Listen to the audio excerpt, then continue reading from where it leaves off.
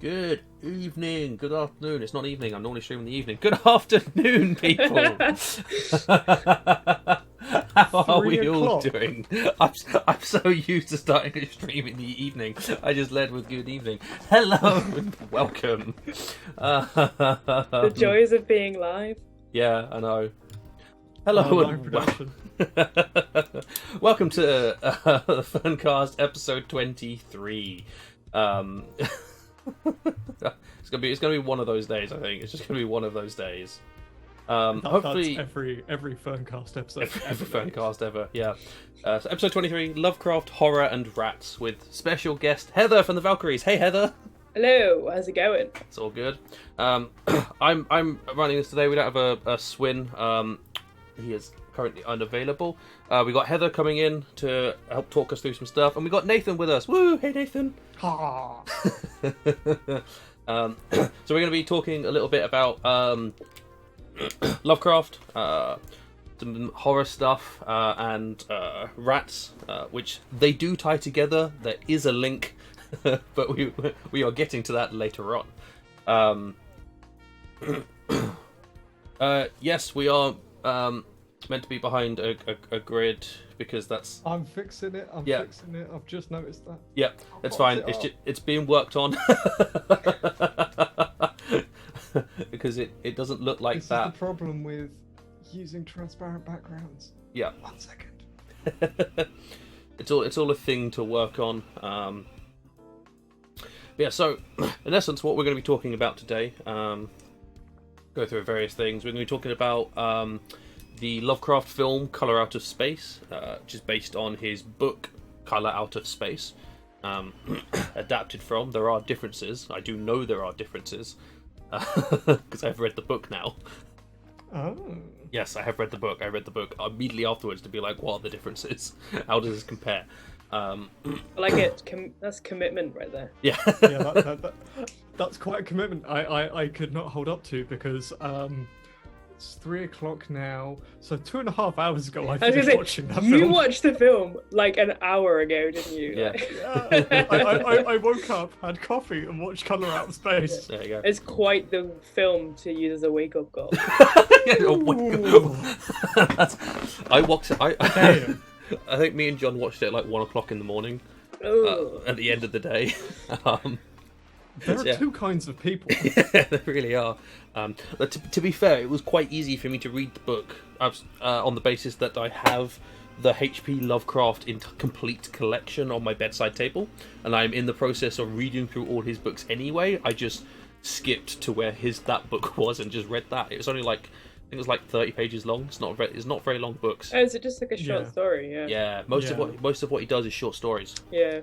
Yeah, I mean, most of them, like, originally, they were published in magazines, weren't they? Mm-hmm, mm-hmm. Yeah. There are some that are literally like 1 page long. It's just here's a 1 page story done. Wow, it's very strange. So that's what we're going to talk about. Color Out of Space. We're going to talk a little bit about, the Color Out of Call of Cthulhu video game. I don't know. I have not been able to video. Speech is apparently optional for me at the moment. When is it not? That's true. When is it not? That's a very, very valid point. Oh, my chair made a sound. Maybe it's Cthulhu in the background. That's Cthulhu Coming. chilling. We're gonna talk about the Call of Cthulhu video game that I played on this channel a few weeks ago. Sort of talk a little bit about that, give it a bit of a review, and we'll also talk about the Call of Cthulhu role-playing game, which is because, for those of you who don't know, we mostly do, on YouTube, we do like D&D videos, live play sort of things, and we are looking to expand into doing other systems, so I've been running a home game, not a homebrew game, just a home game. I think you've been running a home brewery by the sounds of all of this. I think you've been drinking a home brewery. You've been in the bathtub moonshine. Now that you mention it. Yeah, that's fair. I don't know. Running a home game of Call of Cthulhu, which has been entertaining, but we'll talk a little bit about that. That is something to come on our channel at a later point. There we go. We no longer have grids on our faces. Woohoo! Hey. It has been updated and fixed for chat. And then we're going to... Praise Tech Goblin. Yeah, praise the Tech Goblin. We're going to wrap it up with a discussion on the Plague Tale Innocence, which is another game I've also recently played on this channel. Also slightly horror, and very ratty, which is how it all ties together nicely, with a bow and rats. With a rat tail bow. With a rat tail bow. There. But there we go. Okay, so we'll go back to the top and we'll begin again. So, Colour Out of Space. As I said, it was it's a film based on the book H P Lovecraft wrote called Colour Out of Space. From what I remember reading in various news articles and whatnot, it's actually the first in a trilogy. Loosely trilogy. Because you can't really follow it up. There's no sequence of events in which you can follow that up. But I believe they're intending to make 2 more films based on other books, which should be interesting. So Lovecraft being the writer of horror and the originator of sort of the Cthulhu mythos and whatnot. He sort of didn't create... He sort of created, sort of didn't made use of it. Other people finished it and made it make more sense. He just used what he needed to use to write his books, and then other people took his work and sort of did other things with it to create a fully fleshed out functioning mythos, as opposed to his thing of, I want this to do this, so it does this now. Open source horror medium, I like it. Yeah. Interesting thing about Lovecraft, nobody liked his books when he was alive. His books were not interested to anyone at all. It's only after his death that his books started to get any sort of interest. Doesn't that always happen? Like, always the way. Yeah.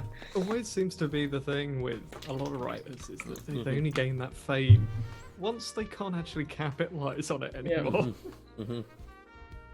It is what it is.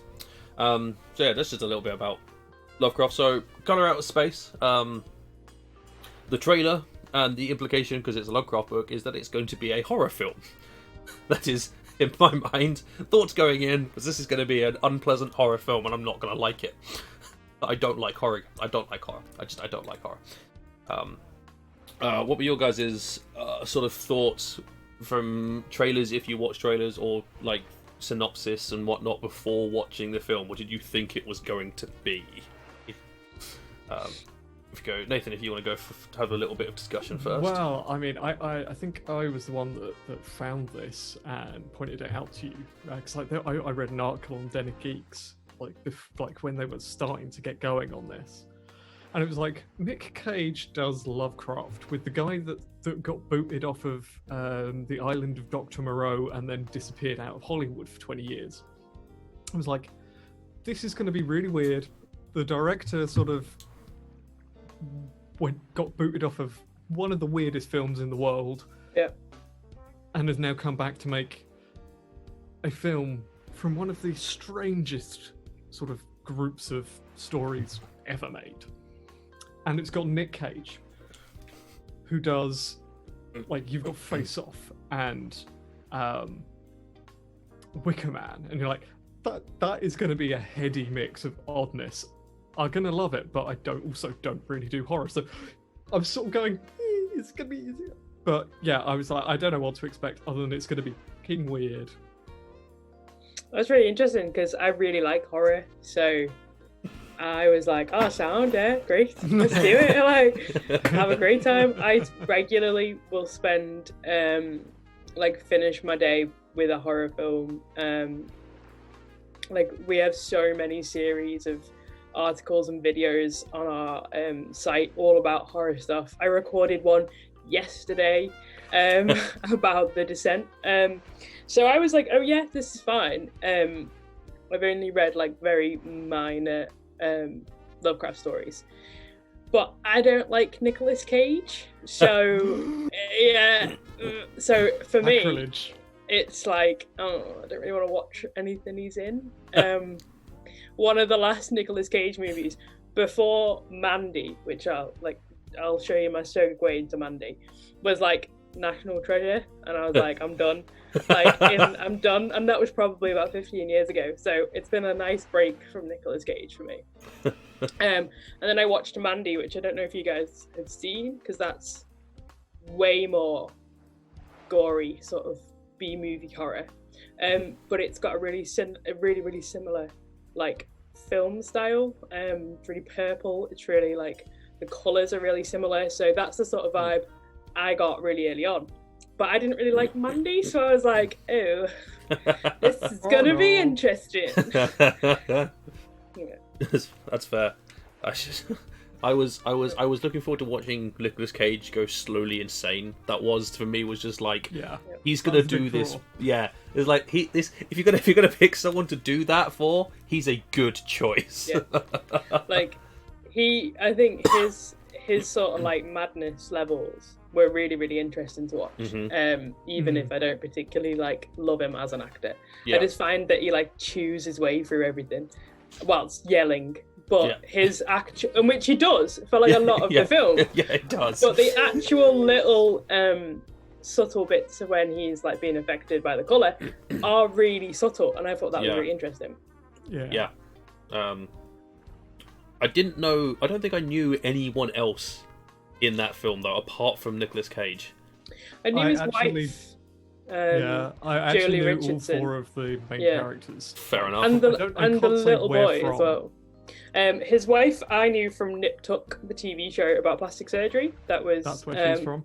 Yeah, but that show is also bananas. So I mean, there's points in that where you're like, what is happening now? This is so strange. And the cute little boy with the big glasses, like he's adorable. He's been in something that again I've watched really recently. So I definitely knew those two. The middle son, or the elder son, he's been in.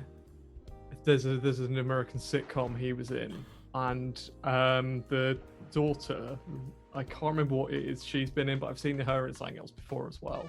Oh, and the water guy, he was in Once Upon a Time. He was Merlin. Shut the front door. Yeah, he was. I love that show, and he's Merlin. Yeah. Fuck me. Well, that was a list of things that I have not heard of or seen. And also, can I just put? I saw in the opening credits, it's listing out the actors, and it's like, yeah. Tommy fucking Chong. What? Wait a second. This is a serious film. What is Tommy Chong doing in this? Yeah. Wait, what? It makes complete sense once his character's introduced, but I was just like, okay, now I don't know what to expect. That's fair. I think now that you've mentioned it, the older son, I'm sitting here like, as you know, I do recognise him, but I don't know his name. I felt really sorry for him. He was like introduced, and then they were like, "Just shove off, mate. We'll see you in a bit. We'll see you in like 45 minutes." Yeah. I just kept forgetting he even existed. Yeah. That's fair. Yeah. Okay. Well, I mean, so putting together at least the from putting together just the 2 adults, the mother and the father, it looks just those 2 together makes it already sound like it's going to be a bit of an insane film, applied on top of a Lovecraft film. So I think we were all going in expecting insanity. Yes. But I don't. So I might jump a little bit here rather than discussing the full film. Jump straight to the what we thought at the end, because it did not do what I thought it was going to do. There was definitely no just the ending was not quite as I expected. Like the bright flash and then monologuage. I was like, oh, okay, that's slightly different. I kind of expected it to finish on that bright flash, but it definitely doesn't have any sort of happy ending. There is no benefit or good at the end of it. It is all fairly terrible. I mean, to be fair, that's a common theme of a Lovecraftian story. At the end of it, I know this now. I kind of respect the man who finishes his stories in the films with just more shit. Yeah, yeah. I'm like, yeah, go ahead, yeah. It doesn't have to have like a nice happy ending. Like, it can just be crap. I think the vast majority of his books end with the protagonist in an asylum or dead. Yes, yeah. They're just This one's actually one of the more positive outcomes. Well, I yeah. stand corrected. At least one person survives. Yeah. So. Yeah. Somehow. And it's just like in like 5 years older apparently with his beard. I was like, Yes, that's standing on top of an entire aqueduct. You're like, that's a reservoir. Sorry, that takes some time to build. Yeah. But I was like, if you then when he was talking about hoping it flooded or something, it instantly made me think of that town that got completely flooded. Do you guys know that story of like where there was just a whole town that they just flooded to make a reservoir, and the whole town's like underneath the water? Oh, there are plenty of those. There's at least one in Wales, but there's a whole dozens of them in the States where they've completely flooded entire areas for it. Especially if they went down that route for your next film, because then all your reservoir water is going to be coming out of the stuff out of the well. That's what I was thinking. That was my first instant reaction when it was like, I hope the water that they flood this place with is deep enough. And I'm like, surely you're a waterman. Surely you know that's bad, right? But I suppose by that point he's also gone slightly insane from seeing all this shit. That's an interesting thing that ties into the book. So in the book, the water dude, that's actually a thing. The water dude is there and he does the water tests, but the family is already gone. Right. He is there in the aftermath, so he hears the story from the inhabitants, and he knows something's wrong because you can find that blasted acre, or whatever it is. It's bigger in the book. It's way bigger than the amount that's gone in there. But that in the book is like it's just ashen. It's completely grey. There is no colour. There is no wildlife. There is no plant life. Everything is gone. But it was really like that for like a visual where you've got like an almost dividing line of like nothing versus like healthy nature. Yeah. But the well is still there. And he has a couple of experiences of like getting he has to pass through the area to get somewhere quicker. For whatever reason, but he hasn't been told in his stuff, and as he's walking through he's just like the story's like he's super uncomfortable about it. He doesn't like it, and then he starts talking to inhabitants, and they're like, no, none of us go near that. We all go the long way around. Every single one of us go the long way around. And then at a certain point, they actually see stuff coming out of the well. And after it's filled with water, he refuses to drink the water there. He never touches that water, and he never goes back. Yeah. He's just like, it can just be flooded in, and I'm done with it. That would make perfect sense. Yeah, I mean he does do that in the film because I mean he's given that cup of coffee by Tommy Chong, and he sits there and looks at it, and it's like there's something wrong with this. You shouldn't drink it. You should drink bottled water, and literally never touches a drop of it for the entire thing, and that's the only reason he lives. It is, he does sort of takes on Tommy Chong's sort of character by the end of the film, which is quite interesting. Yeah. That is actually the other big change that they made. Now I think about it, the family in the book is just it's mother, father, and 3 boys. But that would be because H P Lovecraft is sexist, and he's also quite racist. So it was just a bunch of white people. So acknowledge that. Good change on the book. I think that's a good change. I do not think you need to keep to the good change to the film. I don't think you need to keep to that level of detail. I think it adds that level of shitty attitude. We'll leave the 1920s in the 1920s. We'll have the 2020s now. I mean, they're bad enough. Let's be real. Like, we don't need them shitty attitudes. Like, it's all right. We've only got a little bit of time until this guy comes back.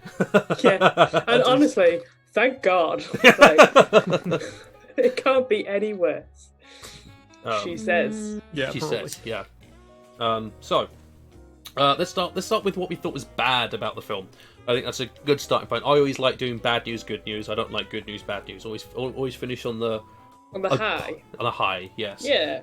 Okay, my bad thing was Nicolas Cage. I'm just gonna get that straight in there. But you know, like I said before, kudos to his subtle madness. That was cool.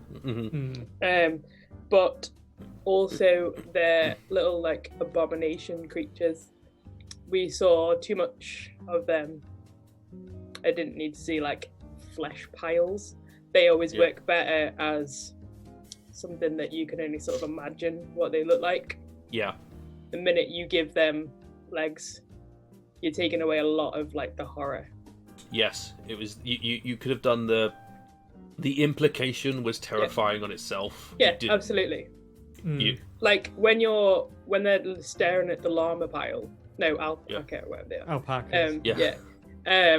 Sorry, Nicolas Cage. And like really they're really alpacas. like. You really love them alpacas. And it's like they're horrified. Yeah. And then you sort of see it, and as someone who's watched a lot of horror films, like I've seen a lot more frightening stuff. That was just some bull. Yeah, I think with like slightly less, like you say, it had the same impact without actually showing the whole thing. And when you saw just like 6 alpaca heads and like when you started seeing like their spiky teeth and stuff, I was like, well.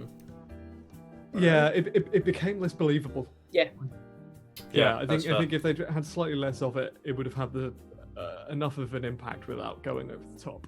Yeah, and like when after the incident with the mum and the little boy, when they're like in the attic, and you get like that's enough of them because you know what they look like now.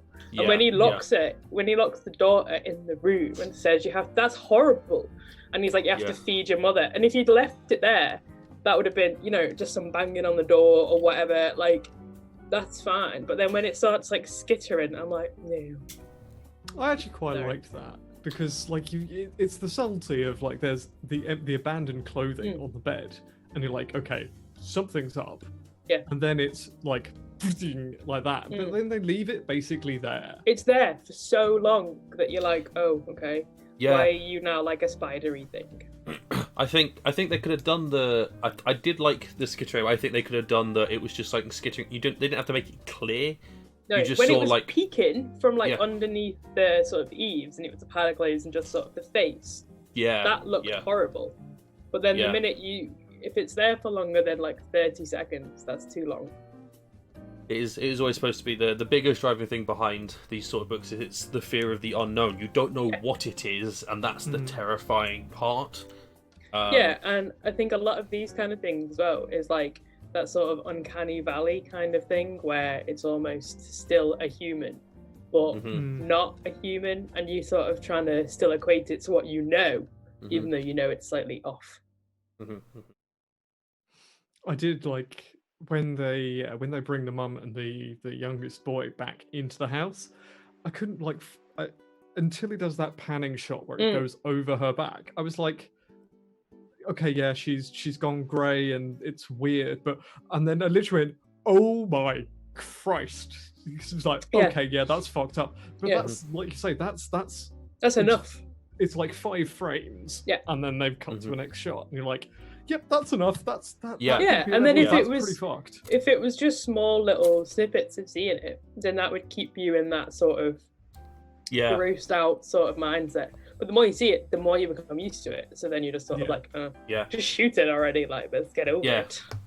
There was that element of I did really did enjoy the on the sofa, and there's just the hand over the back of the sofa, but you can see one hand through the front and one hand over the back and a head, and you're just there like, that makes sense. I don't see what's wrong right now. What's going wrong? And then when they finally pan over, you're like, oh, that's not her hand.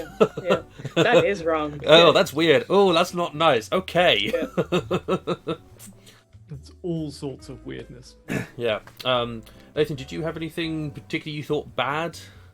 Not really. I don't like. I mean, I've most of my notes are on a positive thing. I don't know horror enough to like detract from the like overshowing of stuff. I thought it was effective. Yeah, I mean, possibly they could have played up the hydrologist a little more, because his interactions are quite low, but I guess his purpose is to narrate the intro and to narrate the outro, and bring about that final set of scenes, and that's what he's there for, and that's what he does very well. But yeah, he doesn't get a massive amount of screen time. That's the only thing I could say. Yeah, I thought that the mayor was a kind of pointless character. Yeah. It was just she was there for the camera crew and was a bit of a bitch. She was like setting up something that never happened. Yeah, she sets up the final scene where it's a reservoir. That's literally what she's there for, because she says you should have sold it to me when you had the chance. Yeah, because they're going to build a reservoir there, and that's literally what she sets up. That's the purpose of that character. But then you've also got the part where the hydrologist is clearly at the mayor's office, and she's bitching about wanting to build this reservoir and whatever. Yeah, and which kind of seems wasted, because it doesn't really do anything, because A, you don't see anything, and B, you've just got these couple of like voice clips. The only thing you get is that the hydrologist is dragged back to their house by the sheriff, which, I mean, it works in the sense of the film, but it's almost like the only way that they could think to put them two in the same room to make them both be able to go to the house at the end. Yeah. I was just like, that was the thing with selling to get the reservoir. I mean, the hydrologist is there, so you don't even need him. You don't need her there to have that point, because the hydrologist can do that. I was just like, she didn't have a character. She was just, I'm just a bitch. That's literally all she was. Yeah, if they'd been like fighting against each other for ages, and you know, there was loads of conversations even between the family just about the mayor. Setting her up a bit more in depth. But she did just sort of turn up and go every now and then. Yeah. Okay, well that covers the bad. That was a pretty low, short list. So that's a good sign for anyone who's interested in this film from the get go. So we can go on to we'll do good points, and then we'll finish it off with sort of things of note we thought within the film, things that were particularly good. So we'll just lead on to some good. I did think, for the most part, I thought they got the mix of unknown to known pretty good to spot on, pretty close to spot on. It was really the overusage of the weird, creepy flesh merged things that took away from it. But aside from that, I thought it was quite nice to just be like, I don't know what's going on, but there's lots of things going on, but I don't get it. Yeah, it did keep like a good sense of like the unknown and being like out of your depth, and everybody else being the same, and you're not sure if you're seeing what's real or if they're having like, you know, dodgy water related fever dreams and they're all just being poisoned, or if there is actually like a meteor, or if it's got anything to do with anything, or if they're all just going crazy. I'm being a film nerd. The lighting and cinematography were just absolutely on point. Hell yeah. Like that, the first scene where you've got the meteorite, the lighting in that, like those like five different scenes or so, that section at the beginning, the lighting on that is just fucking perfection. It's really well done, and there's so many really nicely shot scenes. Like when she's chopping the carrots. That's so well done. There's one of the ones where the little boy's sitting outside staring at the well, and they've got like a really nicely shot wide side angle. Like some of them are just incredibly well shot and picked out, so massive props to that. I thought like really well done. I did think all of the characters, their slow descent into madness was done spectacularly. Like there was nothing that was just, they're just randomly insane. It was all, you know, everything. It made sense why they did the thing, even if it wasn't a sensible thing to do. Yeah, I think there were like each character had those sort of moments of lucidity and sort of rational thought that really did a good job of underlining the other points of the actions where they're completely just off the hook. And you're like, that really helps like show just how bonkers they've gone and how unhinged they've become from those few moments where they were doing things completely normally. Yeah, and I like that they were really like personal, different like descents, like Liam said. Like, I had that exact thing written down as well. I was like, personal descent into madness. Because I thought that was really interesting because it wasn't just one family all doing the same thing. Like each different character has their own ambitions and like beliefs and what have you, and they are like fully in line with that. But this is where I felt like the eldest was a little bit segued because you just don't see him, and he's like, I was lost, and I'm like, okay. Yeah. He just sort of got lost. But and I can understand because he's got quite a big feeling of like alienation because he's often just in the barn getting high. And like he's really concerned about his dog, which is fair. Like, you know, so was I. But I just felt like we got to see everyone's quite in depth, but we were never lost with him in the cornfields. Yeah. He was just now you mention it, that could have been something that they could have sort of explored a little bit more. Yeah, it just felt like when the girls sort of sat upstairs with the book and the knife and stuff, you know, you could do a cut away and he's in the field just walking around, and you go back, passage of time's happened, he's still where he started. And then we know, instead of it was just him telling us, oh, I got really lost, even though I was just in the garden. Yeah. Yeah, I suspect that probably made it to the cutting room floor. I imagine it got shot and just never made the cut. Yeah. But going back to the passage of time thing, there were a couple of shots of the clocks where she runs. Yeah. That was really nicely done. Like, you've got like two setting shots of the time on the clock before they do the whole massive time change, and I think that was quite nicely set up, nicely shot. Yeah, I think actually another thing that I've really enjoyed was when you were, as the audience, were seeing things like the weird colours of the flowers and the weird growths and the weird insects and whatnot. A lot of the characters of the family specifically were ignoring them. They weren't reacting to them, and you were sitting there, I'm sitting there going like, is this meant to be like a hallucination that the audience is having? Like, is this what we're seeing, but it's not actually there, or is it that their insanity is stopping them from seeing it, or what's going on? It takes forever for someone to point out the flowers. That I was a bit like, someone, like, I noticed those straight away. It's like, those flowers were not there. Like, who's gonna realise that those flowers are weird? Well, this is where I got a bit lost with some of the time, because all of a sudden he's just picking all of his fully grown tomatoes. And I was like, well, when did you plant these? And when did this start happening?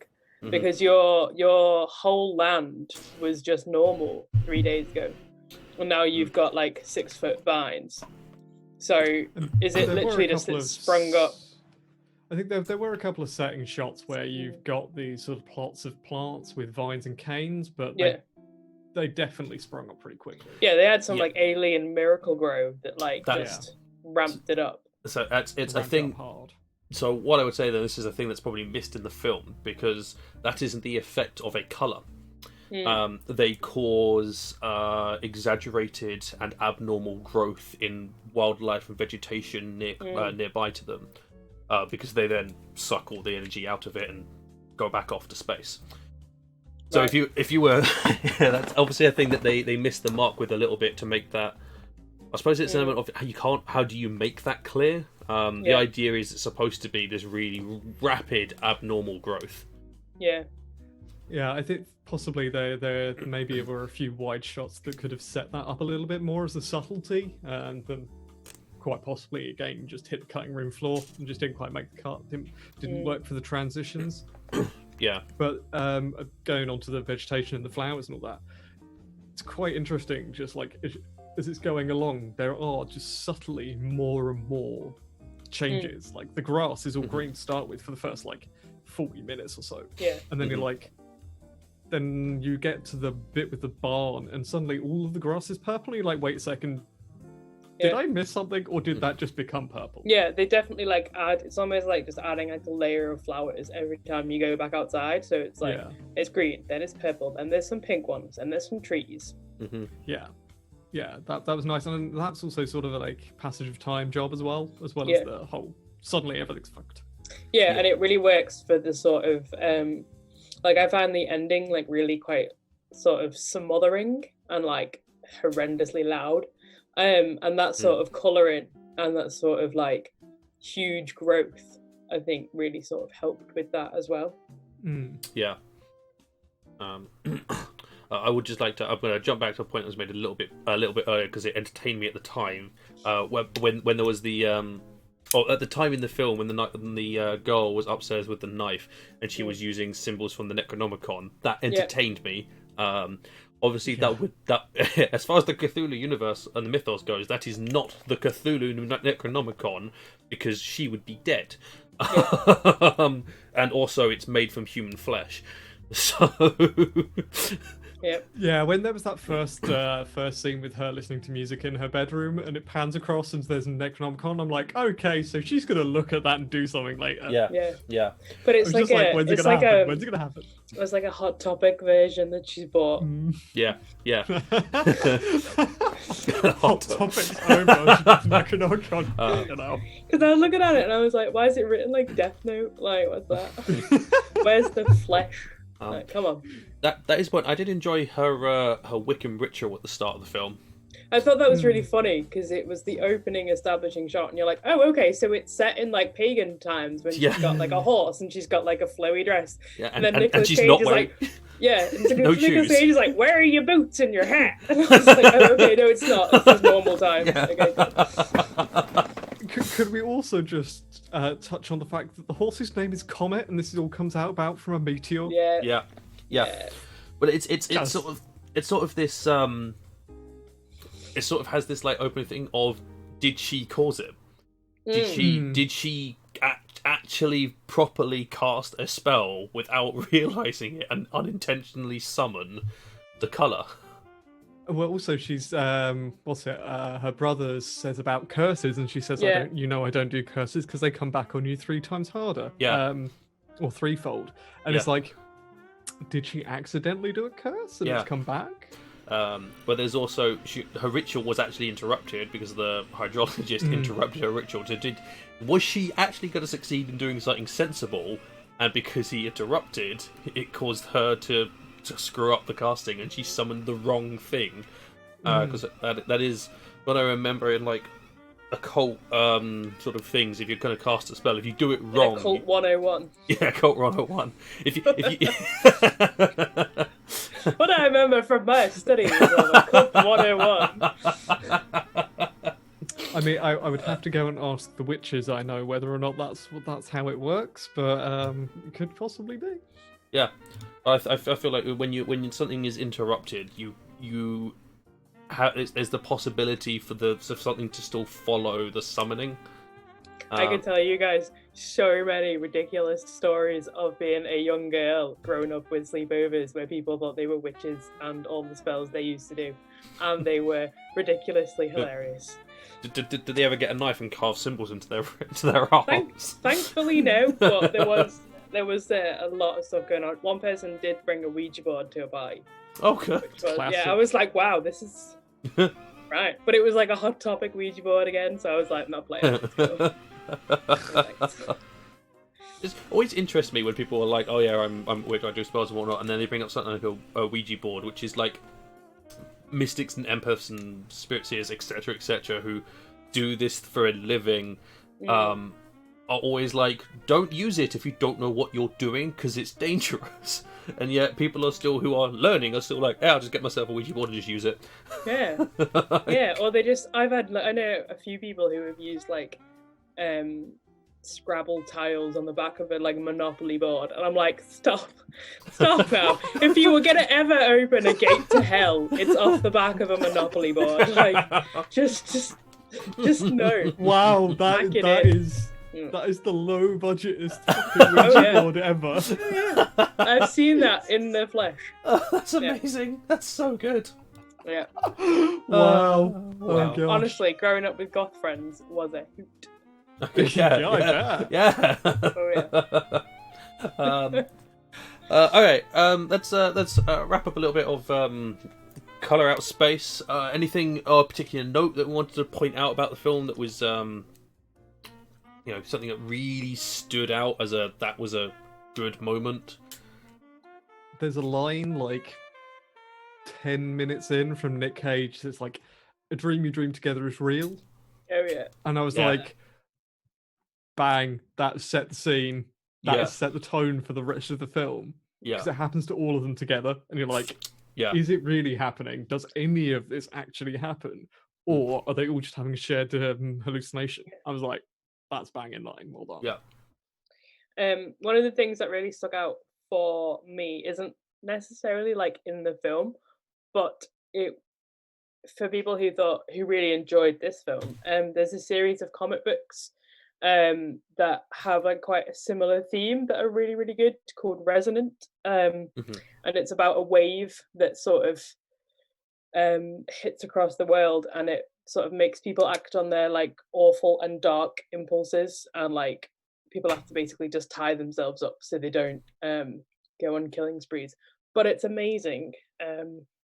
So I would suggest that for fans of this. There we go. There we go. There we go. I'm guessing you've got a sort of a review or something like that on the Yes, website. we do. We do indeed. We have a review of number 1. We have a review of number 2 coming soon, and there's a little chat on one of the podcast episodes about number 1 as well. Oh, and where can people find said reviews if they'd like to? You can find them at thevalkyries.co.uk under the comic book section. Hey. You know what to do, people. You know what to do.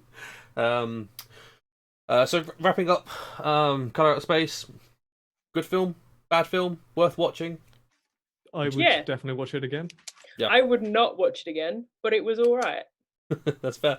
Yeah. I would watch it again, but I would watch it again to see the things that are going on in the background that I definitely missed the first time. Now that he's not watching it from behind a pillow, waiting for them scares, he'll watch it again. I didn't have my pillow. I had my fidget cube, and I had my phone, and I had my water bottle, and the lights were on. Yeah, and it was the middle of the day, so nothing can attack you. Oh no, it was 1 a.m. I actually had to put a blanket over the door to my conservatory to make it darker, because I was watching it in the middle of the day.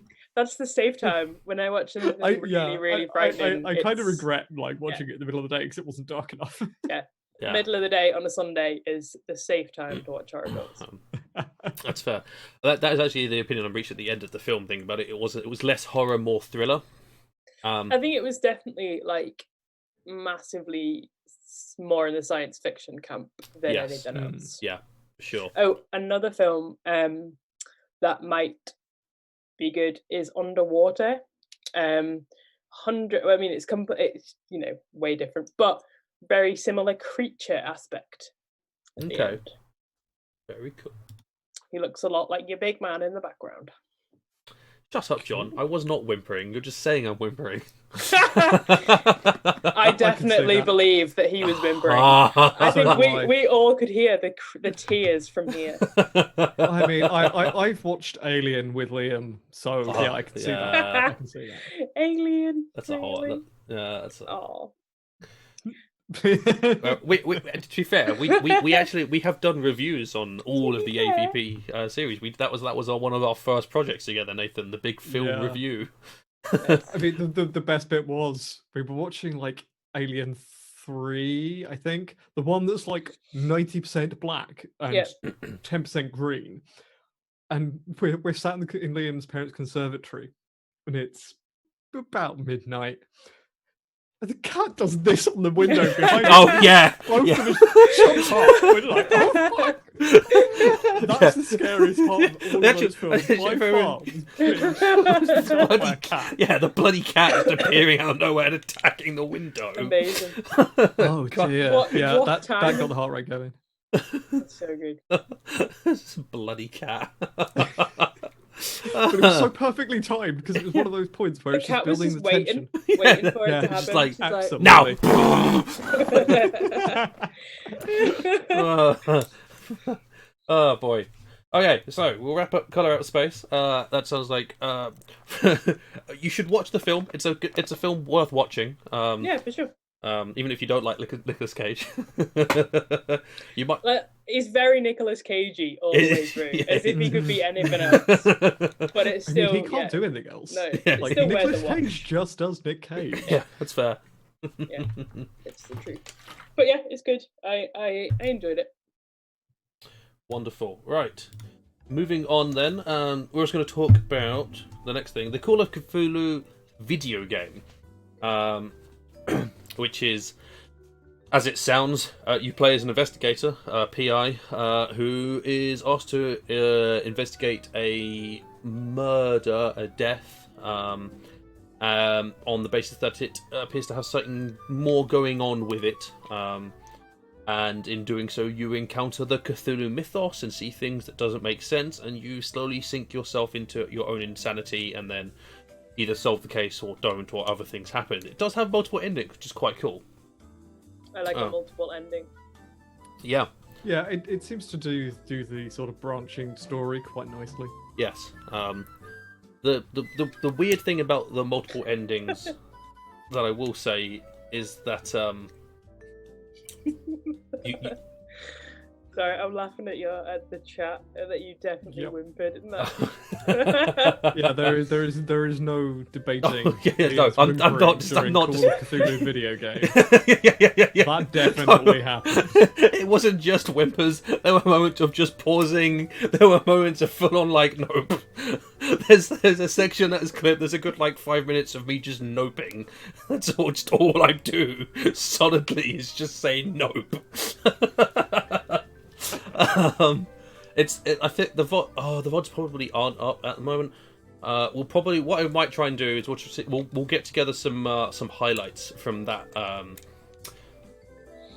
playthrough, because it is entertaining. It'll be funny to watch.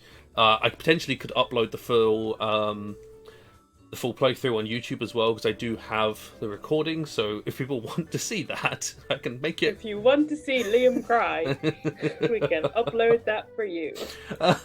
It can be there for your entertainment for the rest of time. Right. If nothing else, there is definitely a selection of clips that include Liam going. You can make a Liam Whimpers highlight reel. Liam Whimpers highlight reel, yay! Sorry, I need to leave. I have something to do. I have a quest. But yeah. So I just think let's not get into before we go into discussing the actual initial game. So I watched the trailers. It's an old game. It's from 2000 and I want to say 15. Might have been 16 or 18. No, it's 18. I'm really out with my dates. It's not that old. No, it's not that old. In my head, I had 2008, and I was like, "That's way too old." So it's definitely that. And then I was like, well, "The reason I have 2008 is because it's 2018. I just turned a 1 into a 0." Well done. Congrats. Have you been drinking the coloured water? I do basically only drink water, so maybe. Uh-oh. Yeah, it's also in a black opaque bottle, so I can't see the colour of the water. Sorry, it keeps disappearing into Cthulhu. So my initial thoughts on watching the trailer is A, this is going to be terrifying to play, and B, it'll be really funny for people to watch me play it because it's going to be terrifying to play. That's basically all the thoughts I had on the trailer. I thought it looked interesting, but I was so hesitant to play it because I don't like horror. So I was just like, I watched the trailer as a point of interest and then sort of regretted watching the trailer. I mean, I didn't watch the trailer. The first interaction I had was you streaming it, and I went, this is going to be hilarious because Liam hates this kind of game. I am going to love it. Yeah, that's fair. I definitely want to play it. There's not enough like horror games in my opinion, so it is something that I will definitely get around to playing, and I think now that we've talked about it more today, I'm probably going to end up buying it. That's fair. Yeah, thanks, guys. You're welcome. You're welcome. You know, now is the time. Yeah. Yeah. So, Uh, yeah.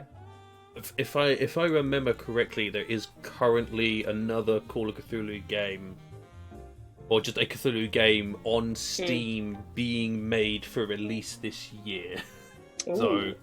I'll have to double check what that's called, but I think it's going to be a bit bigger than this game. It's got a different name. John, you're the one who showed it to me. See if you can find what the name is. Let us know in chat, and then I'll just randomly shout out a name later on in this discussion. It will have will not relate to what we're talking about at Help all. us, John. Help us. Okay, so just going straight into discussion about the game then. I'm going to start off with, for the bad. I think I played it. I've got a good sense of what it is, and Nathan watched me play it a lot. And I think you've watched the trailers a little bit. Have you seen any of the gameplay for anything? Yeah, I watched your guys' play through like a little bit here and there, and I've seen like a few. I think I saw, because I watched the first trailer I saw was the E3 trailer. Yeah. And then I watched probably like some actual in-game footage trailers as well. Cool. I mean, the big thing for me that I thought was a negative, well, there's been two big things that were technically. One of them is technically a negative considering what the game was trying to do, but I sort of consider it a positive because I'm happy. And that was the horror of the game was less than was actually implied. I was expecting a lot more terrifying sort of amnesia. There's a monster, you can't kill it, run and hide sort of thing. But it really only happened twice. Is it sort of more based on jump scares than creeping around, sort of Alien Isolation kind of game? Or... There's a lot of creeping around and investigation, but there's only, I think there's there's 3 puzzles that involve the actual creature that's hunting you. Yeah, a lot of it is you're avoiding people rather than any actual evil danger sort of stuff. Okay. There's 1 or 2 like sections that jump to mind on. Well, it's 2 of the only 3 points in that you actually have the monster, and like the first bit where it jumps you when you're near the painting, that kind of that one does come sort of. But that's it. Yeah. After that, you're like, it's the thing, because you see the whole thing, like you see all of it, and you're like, okay, it's a bit, but like whatever. Just to clarify, because I said earlier there was a point in the game in which I was going to quit if I hadn't been streaming. It was that point. It's when you get to the painting and it came out and that cutscene ended. Whilst playing, I immediately paused it as soon as I could. Had a cry. Yeah, just like. That's why I paused it. People who watched the stream at that time was because all I actually wanted to do was press Alt F4 and leave. Yeah. But I couldn't do that because I was streaming. So I paused it instead and took a moment to calm down and get ready. Just mentally prepare yourself. We're very proud of you for soldiering on.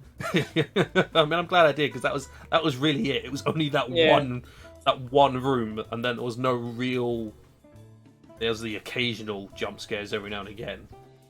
What is it like for like combat and things like that? You only fight once. There's only like once or twice. Yeah, you have a gun. You can't. There's no combat. You lose. I really like that. I have to say, I really like that. Like, I really like when combat is unnecessary. That it is unnecessary. Like, for me, things like the combat in like The Last of Us just ruins quite a lot of the tone and the setting and what you're trying to achieve. So in a game like this, unnecessary combat, I think, would just be a ball ache. Cthulhu Book of Ancients. The one bit of combat that's in it. Thank you, friend. Is kind of. It's there to show how pointless combat is in that game. Because for sure. You have like 2 mags in your gun, and you can shoot all of these controlled people. Yeah. But there's just still more of them. So it's just like, it doesn't matter how many of these guys you kill. There's an entire island of these people. And that is kind of the point that is underlying in that scene, which is which Brilliant, is well done, yeah, because you're yeah. just like, It is. I'm just It's going to just cap all using- these guys, Yeah. and you walk around the corner, oh look, there's 30 more of them. Yeah. Just using that like combat scene to be divisive of actually like, Yeah. no, you're not going to shoot your way out of it. Yeah, You've you- got to think your way out of it. Yeah. God damn. I did have the issue that every human that was considered an adversary, if they got close enough, immediately took you out with a punch when you're a soldier. You're an right. ex-soldier, you should have had some sort of close quarters training. Yeah, like it should just be any old sod can just walk up to you and deck you, and that's it, you're out. I always thought there'd be like, I understand that I get why it wasn't there, because it wasn't supposed to be a game that you fight your way through. It's a puzzle stealth game. But I was always just a bit like, why does this weak ass cultist come up and just slap me and that's it, I'm down, but I can't do the same to him? Yeah. Like, Yeah, you had to have that sort of disconnect of reality thing going on, because it didn't make any sort of logical sense that this fairly tough ex-soldier PI is just getting slapped in the face and falling over, whereas people would just have put the bloke through a wall. But again, like I say, it just didn't fit the story to have that as a thing. Yeah. I suppose it always just sort of tries to highlight how vulnerable you are to these people who look just regular, but obviously are not. Yes. And I think the one upside of it is that it was a case of instantly taking you out, rather than being it takes a couple of hits and you've got the chance to run away kind of thing, which would just have become more tedious. Whereas if they get in close combat and you're just like, yep, that's it, restart. Yeah. That's a lot quicker loop. Yeah. You hit that checkpoint and you just immediately go, okay, I can't go that way. I've got no chance of going that way. I have to go a different way. Yeah. Yeah, so horror less than implied. There's only there's one time which you're properly stalked by the creature, and then the other times are just puzzles. Puzzles with jump scares. Apart from the jump scares, it doesn't do anything. It's just a jump scare, which wasn't that bad, to be honest. It was just that one thing. After you'd had a cry. Yeah, after I'd had a cry. I will also say, I haven't looked into it, that one section as well is one of the, funny enough, the one bit of like proper horror stalky bit they done is also one of the parts that most players dislike the most, because it's not a very clear puzzle. Yeah. It's a trial and error method until you find the right thing to get out. There are no clues, there's no set way of doing it. Yeah, it's a pretty poorly written puzzle for a puzzle game. Yeah, the only real like driving thing behind it, if you sit and think of it as a gamer, is you go, I'm on this side of the thing, and the monster's here, so by definition, the thing I'm getting to must be the furthest point away from me, which it is. But that's a really gamer's way of having to think about solving a puzzle, which is rather personally, I'd rather that not be the way I have to solve that puzzle. Yeah, it sounds like it's a little bit of an immersion breaker. Yeah, especially as you can wander around before you even interact with that painting. You can wander around the entire gallery and you can look at all of the things in all of the places, and it says some information about them. I think it would just be it would be quite nice if you were to do that.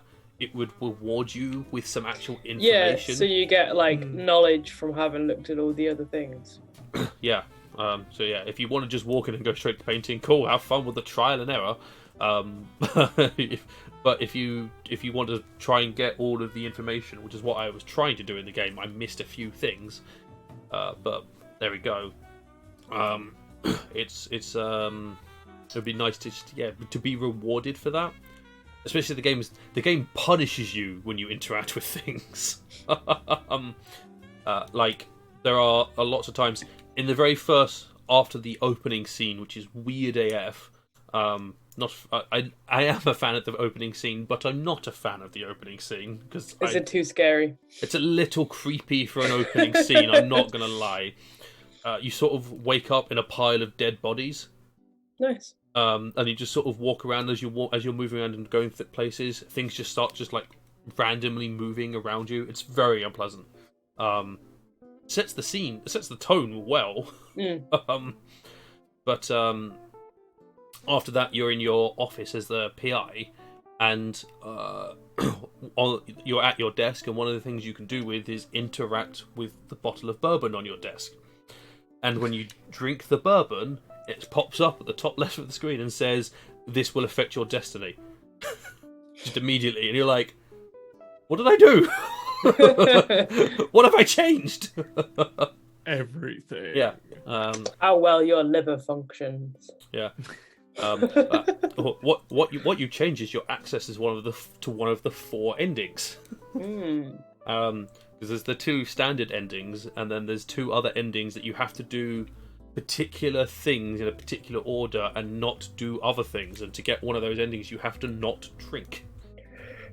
But I only know this now because I've looked it up because I was interested to know what the hidden achievements were. And that's what the hidden achievements are. That's the teetotal playthrough. Yeah. But it's just super interesting to be like, okay. Literally, this game doesn't give you any information about what's going on. But if you interact with that bottle of bourbon, you have changed the course of the game from the very first scene. Well, it's technically second scene, but whatever. I think those 2, and there was like one other achievement you didn't get in that playthrough, which was quite impressive. Yeah, it's quite easy to go through, and one of the achievements I couldn't get because you had a one-use item and you could use it on this person or this person, and I used it on this person, so therefore I couldn't use it on this person, so I didn't get that achievement. And then those 2. I think there are a couple of others that I didn't get because I didn't collect all of the sanity loss things either. Oh yeah. There's a few. I think I'll come through to that bit because my going back to the original point, my only like proper negative point from my perspective was the character animation was janky. Oh man, mouth syncing is not this dev studio's like forte. Also, it Hello, wasn't. My name is Jack. Yeah, but it wasn't. It was like that. Yeah, it really was. It was awful. But it wasn't also just the mouth sync. It was like they were doing hand gestures and moving stuff, and I was like, "That's smart," but it doesn't match what they're saying. Yeah. When you got someone who's sort of like, yes, doing this, and they're talking about the death of their colleague, and you're like, would you really be doing this movement? Yeah, I think the character animators and then the voice, the writers were working in separate rooms and very rarely conversed with each other. It was just, it looked a little janky. Didn't take away from the game all that much. I just stopped watching the animation and was just listening instead and was looking elsewhere in the room. But it was just a bit like, if you're gonna spend the time to animate the bodies and gestures and whatnot, at least match it to what's being said. And I also got a sense of they were just using. I think each character was just using the same animation regardless of where they were. It would be like, oh yeah, this person is just going to talk, whatever they're talking about, they're just going to use these gestures, no matter what. They're just going to use these same five animations, and that's what they're going to use. If they're standing, seating, lying down, leaning against the wall, wherever they are, that's what they're going to do. It reminds me of, do you ever play like Monkey Island? I played a little bit. Yeah, like there's a lot of characters in that every time you talk to them would just do the same animations, no matter how many times or why you were talking to them or where on the island you'd move to. They still just had like exact same movements. That's a series I need to finish playing. I've only started playing the first one about halfway through it. Good. Yeah, lots of people have said it's good. The good thing is something I should finish off. But okay. I don't know if anyone else had any things to add to what they thought was bad from the little they've seen. I thought it was kind of short. I mean, you managed to push it out to arguably four sessions, but I mean, the runtime was something like it was about 14 hours. Yeah, I mean, at the very top end, and you were really pushing to look at every inch of every room. Yeah. If you were just playing it normally, I mean, I imagine there are speed runs that are about 20 minutes because it is not that long. Yeah. If I now I know what to do, it would be super easy just to go and just be like, okay, I talk to this guy and I get that thing, then I talk to these guys and they do this thing, and then I go there, and I've done that. Now I need to go to this thing and do this thing, and I go to that thing and I do this thing, and then that's done. Cool. And it was also that is the other thing. Oh, there we go. Camera just randomly unfocused. Some of the chapters was it that? Well, that was that. No, sorry, I'm thinking of a different game. Ignore me. Don't worry. I just find it really disappointing when some of the games like this are just like 5 hours long, because I think you're still paying like a considerable amount of money. And I bought Man of Medan, which is the first dark picture anthology by the people who did Until Dawn, which is a horror series, so you might not want to play them.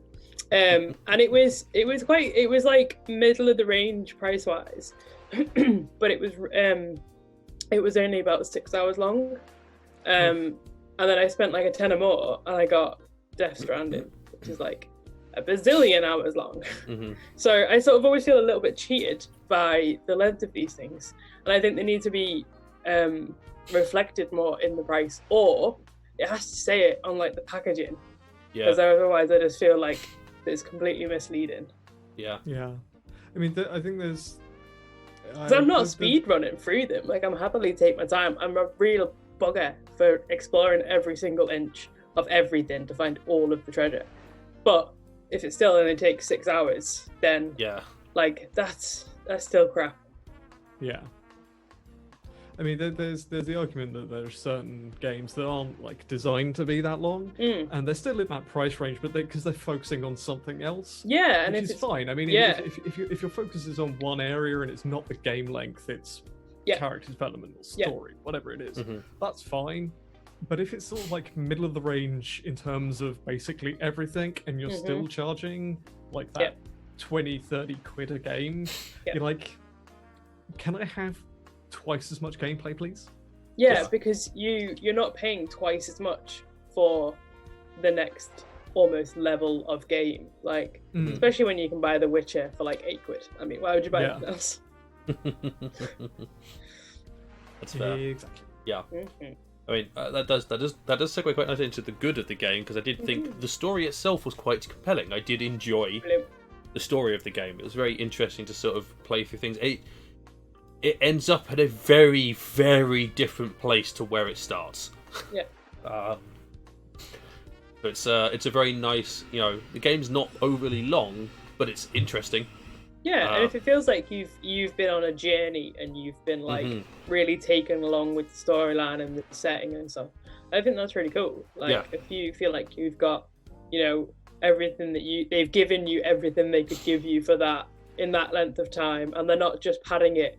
Like, they could have padded that out to 20-25 hours with unnecessary combat. I think there was potential. I think there were places that could have been bigger and had more going on. A few of the puzzles were just like, okay, I've just solved that really rapidly because everything I need is literally here. But then I'm thinking that final puzzle with the creature, like you literally just run around a room. That's it. That is one of the points that really sort of destroyed the horror of that game. It's like the first time you encounter the creature, you can't do anything. You can only run and hide, and then you have to try and destroy a painting. Cool.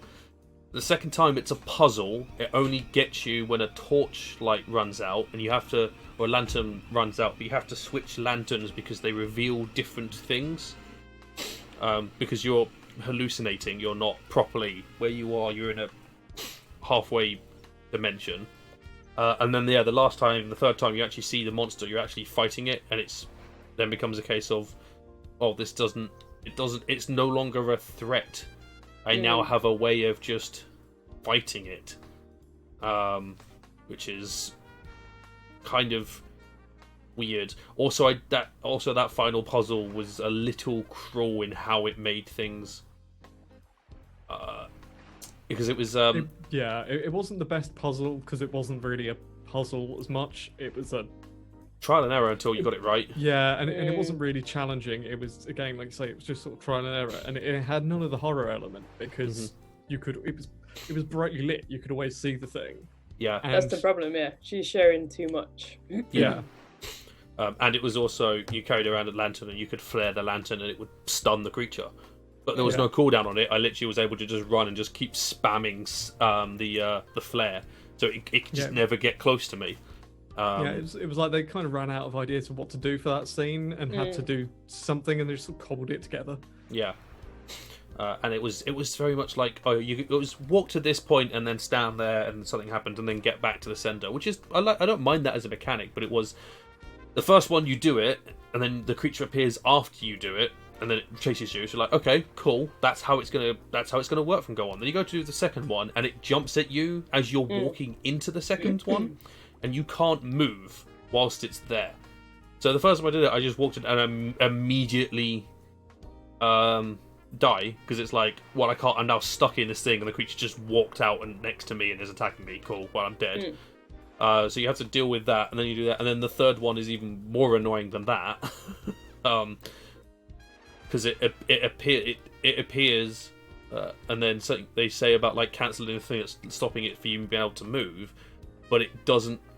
That thing doesn't get stopped for so long, and it took a while to work out that you could still stun the creature with the light, even though you couldn't move. But it was.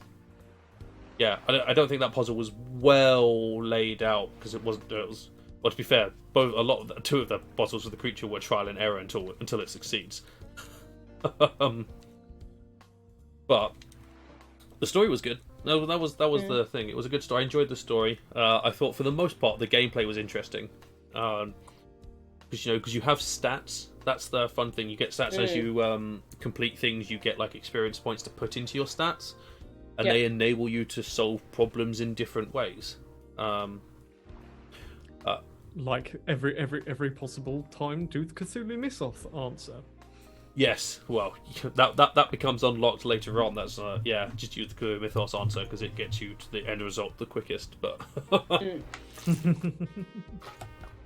it was like you could up your perception, and you could up your investigation, and you could up your. Is it strength and your charisma? And there was another. Is it like sort of RPG stats? Yeah, RPG stats. Yeah, and you can't get them all up by the end of the game, but if you do them in certain ways, it gives you benefits. Like if you get your investigation up, it's easier for you to put clues and ideas together to work out what's going on. Yeah. It wasn't perception, it's spot hidden. That's what it is. If you get your spot hidden up, you can find hidden clues. Yeah. Which is pretty cool, but it did seem, regardless of how much charisma you had, he had the charisma of a wet flannel. He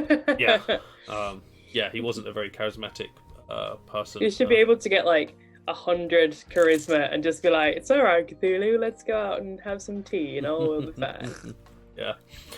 I never worked out what the strength stat did. That was the only one. You can't fight. Yeah. Maybe you can hold like 6 lanterns at once. Maybe. Presumably there were particular points I could use strength, but the game never gave me the option. Maybe it's like emotional strength, so you don't cry at like jump scares. Maybe. I think overall I enjoyed the game. Which is not what I thought I'd come out saying. Yeah. I'll be honest. No one expected that. No. I liked the storyline. I liked, for the most part, the mechanics. The puzzles were interesting, and the fact that every puzzle had at least 2 ways of solving it is quite cool. It wasn't you can only do it this way, you have to go that way. Yeah. And you can. That's the other thing. You could lock yourself out with certain solutions. Ooh. If you say the wrong thing or do the wrong thing, particular specific NPCs will stop interacting with you, so you can no longer get hold of items to solve in a particular way. Which I did on the very first puzzle. I annoyed the barkeep, so he refused to sell me alcohol.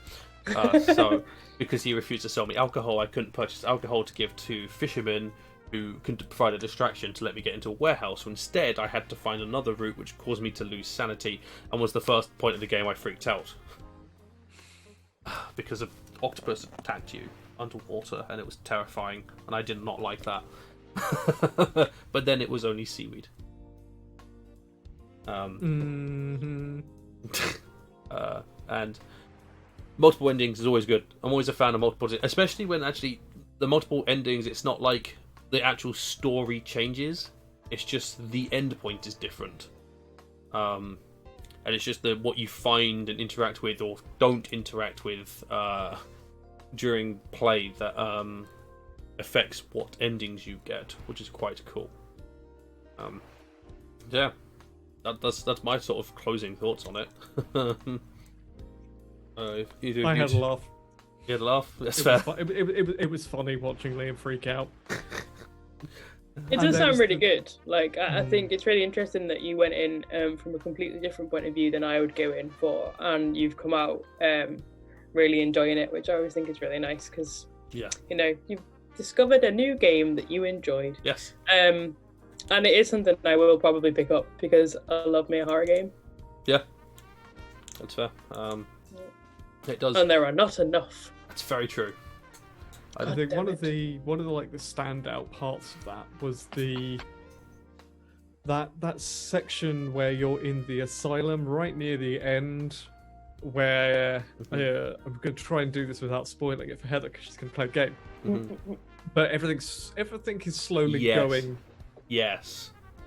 And there was a point where you look and then you look the wrong way and you're like, okay, yep, this is all getting real weird real fast. Yeah, I thought that was really nicely done there. I do think that was well done.